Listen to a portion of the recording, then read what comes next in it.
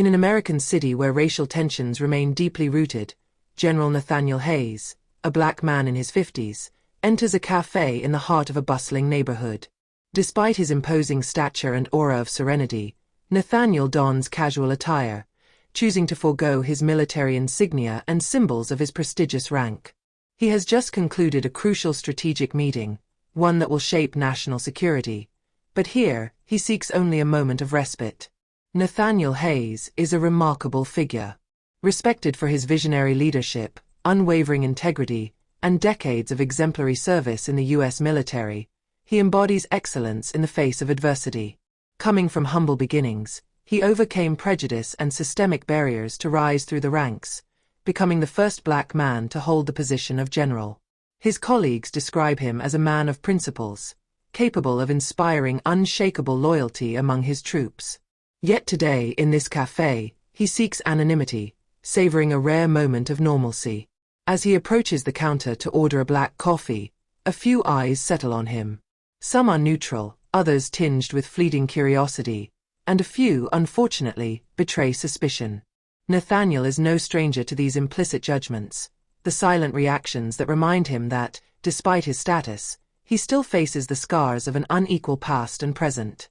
He remains calm, bearing the weight of his community's expectations and the responsibility to represent with dignity.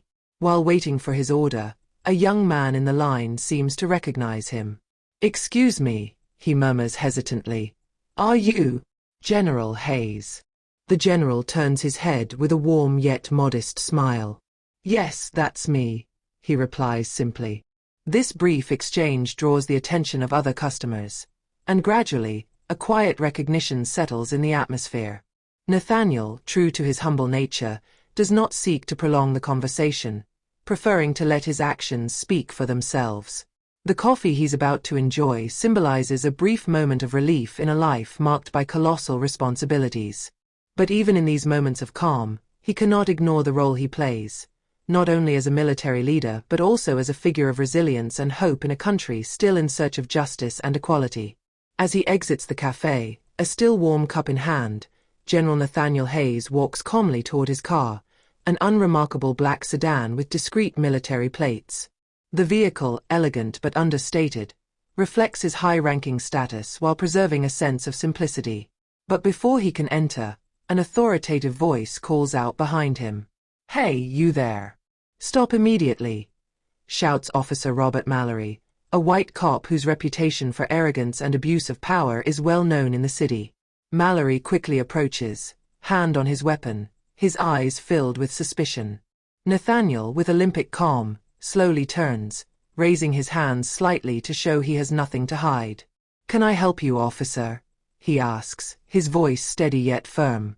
Mallory, deliberately ignoring Nathaniel's respectful tone and serene posture, sizes him up with clear disdain. "This car doesn't look like it belongs to you," he says, his gaze fixed on the sedan. "Give me your papers, now." Nathaniel politely hands over his identification and vehicle documents while calmly explaining, "I am General Nathaniel Hayes. This is my official car, registered with the military." But Mallory hears none of it.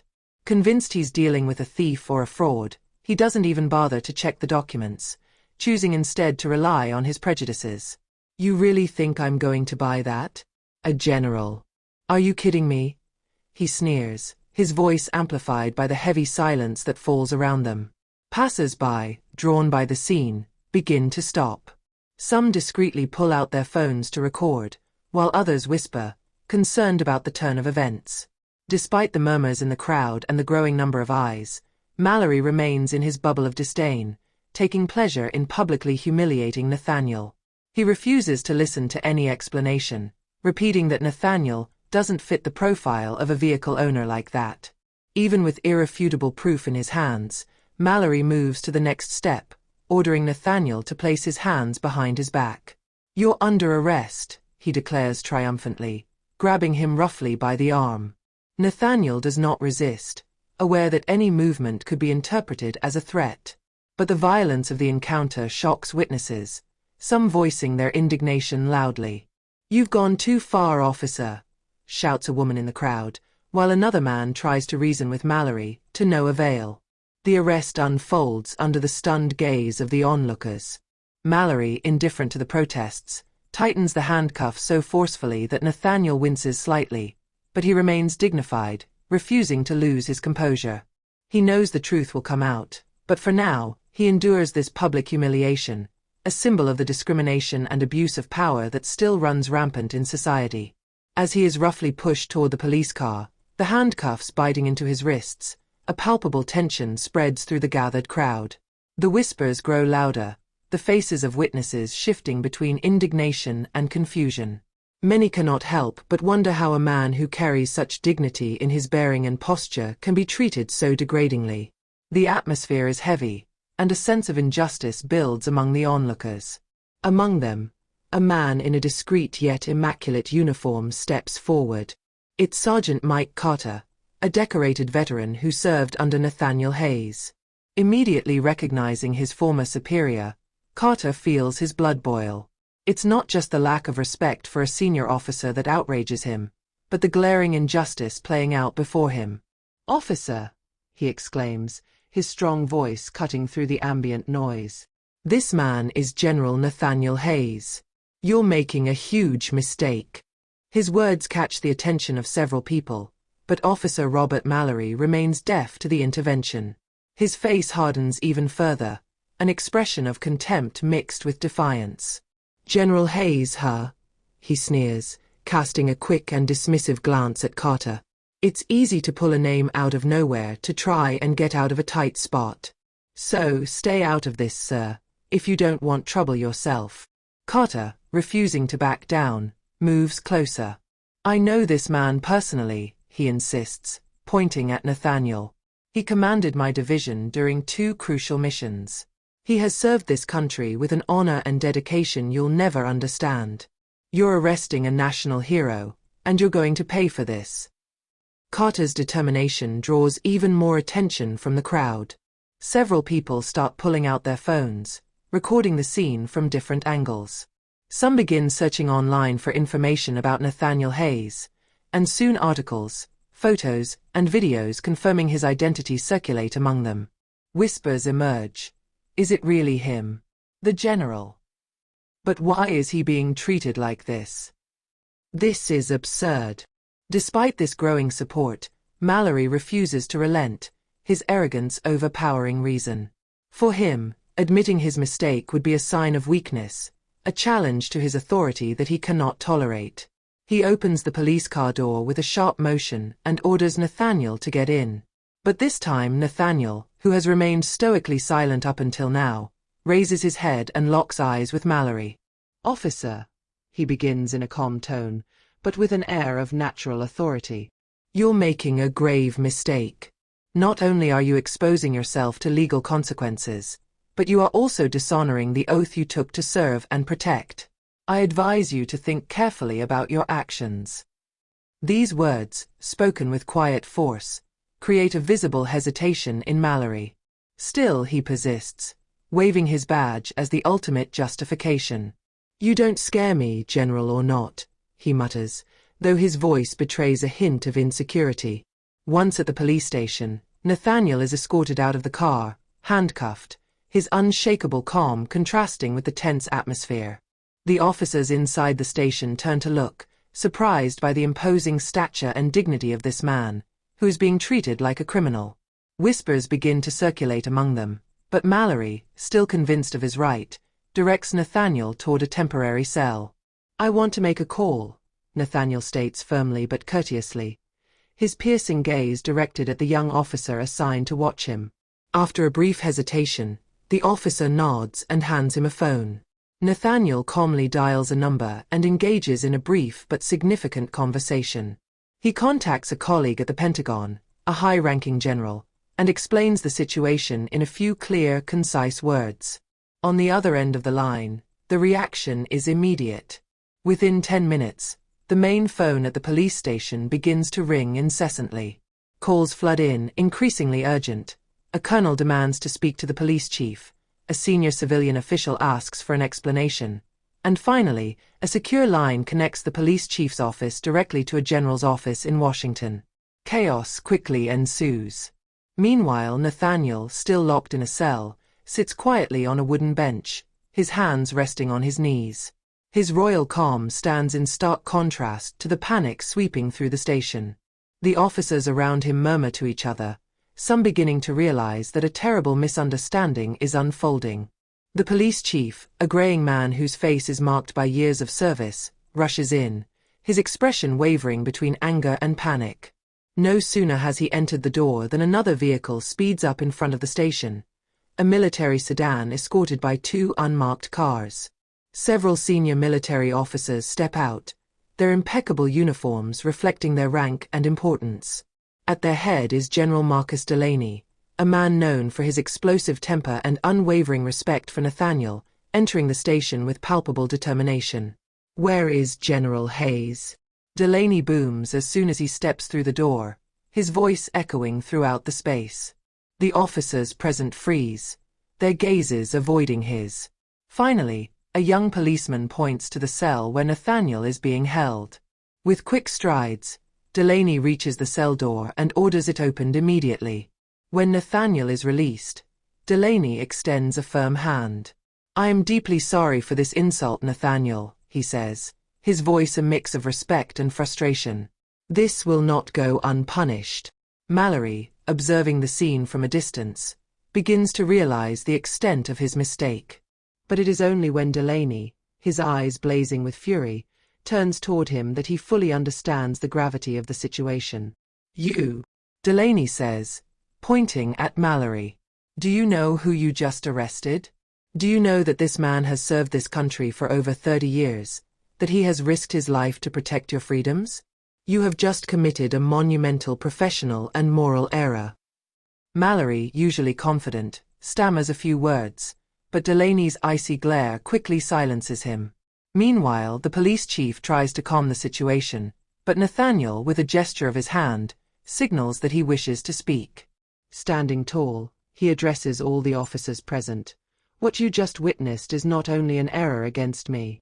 It is the reflection of a much larger problem. I am fortunate, because my rank and connections allow me to correct this injustice. But what about those who, every day, suffer this kind of abuse without the ability to defend themselves? This is not just a personal matter, it is a call to deeply examine the prejudices that plague our system." A heavy silence follows his words. The military officers, impressed by his dignity, nod silently, while some of the police officers lower their eyes, visibly ashamed. For Mallory, these words echo as a silent but unrelenting judgment. At that moment, Nathaniel realizes that what has just happened goes far beyond his own experience. It is not just his honor at stake, but the honor of all those who, every day, are judged, humiliated, or discriminated against due to deeply ingrained prejudices. He understands that this incident, painful as it is, presents a rare opportunity to shed light on a systemic issue that corrupts not only law enforcement but also collective mindsets. Nathaniel straightens up, observing the room with quiet intensity. He sees in the eyes of the officers a range of emotions: shame, fear, and for some, a hint of empathy. He knows his rank and status attract attention, but he thinks of the countless others who suffer similar abuses in complete anonymity. These invisible faces come to mind: the young man arrested without cause in his youth, the families torn apart by arbitrary decisions, the voices silenced by fear. He turns to the police chief, Delaney, and the officers present, his voice clear and steady. What happened here should not be resolved with just apologies or sanctions. That is not enough. It is time to reconsider our practices, to ask ourselves why men like Mallory feel entitled to act this way. And most importantly, it is time to listen to those we have ignored for far too long. The police chief, aware of the gravity of the situation, slowly nods, but Nathaniel is not finished. "I want this incident to serve as the starting point for a national dialogue. Not just in this station, but across the entire country. Too many lives have been affected by this kind of behavior. Too many citizens, like me today, have had their dignity trampled without reason." Delaney, usually impassive, seems deeply moved by Nathaniel's words. "What do you propose, General?" he asks, his expression genuinely interested. Nathaniel pauses, his gaze distant, before responding with conviction. A reform. Not just superficial training, but a radical transformation of how we train our police officers, how we assess their behavior, and how we impose sanctions. I also want to create an independent commission to investigate abuses of power and ensure complete transparency. It won't be easy, but it's necessary. The entire room seems to hang on his words. Even the most skeptical officers feel the weight of what he is proposing. Nathaniel is not here to complain or seek revenge. He is here to offer a way forward, an opportunity for change. Meanwhile, journalists gathered outside, having caught wind of the incident, begin filming and asking questions. National television channels are already airing footage of Nathaniel handcuffed, accompanied by testimonies of the scene captured by passers-by. The media pressure builds, and the story takes a national turn. Nathaniel, however, remains unfazed. He knows that the battle he is beginning today is far greater than himself. As he exits the police station, escorted by Delaney and his officers, Nathaniel takes a deep breath, his gaze scanning the dense crowd gathered outside. Cameras are aimed at him, capturing every detail of his expression. Calm, dignity, and unwavering determination. Silence falls as Nathaniel stops, standing tall, his imposing posture filling the space. He surveys the crowd, intending not only to address the journalists present but also the ordinary citizens standing there, witnesses to this defining moment. When he speaks, his words are clear, emotionally charged but devoid of anger. "What I experienced today," he begins, his voice projecting a natural authority, "is not an isolated incident. It is the reflection of a truth that many know and suffer in silence. A truth we sometimes prefer to ignore, but which continues to haunt our society. Today, it is not only me who was humiliated. It is all those who, every day, must fight to prove they deserve respect and dignity simply because of how they look." He pauses, letting his words resonate in the charged air. The crowd listens with palpable intensity. But this moment, as painful as it is not an end. It is a beginning. An opportunity for all of us to look in the mirror and ask ourselves what kind of country we want to be. A country where prejudice dictates actions? Or a country where justice and equality prevail for every citizen, regardless of their skin color, rank, or status? Murmurs of approval rise from the crowd, and a few timid but sincere claps break out. Nathaniel continues, his voice rising slightly, carried by the passion of his convictions. "I am not here to ask for vengeance. I am here to ask for justice. Not just for me, but for every man, woman, and child who has been wrongfully judged, treated unjustly, or silenced. This country deserves better. We deserve better. And today, I commit to working for that better. But I cannot do it alone. This fight belongs to each of us. Together we can change things. Together, we can build a future where no one will ever have to live through what I've lived."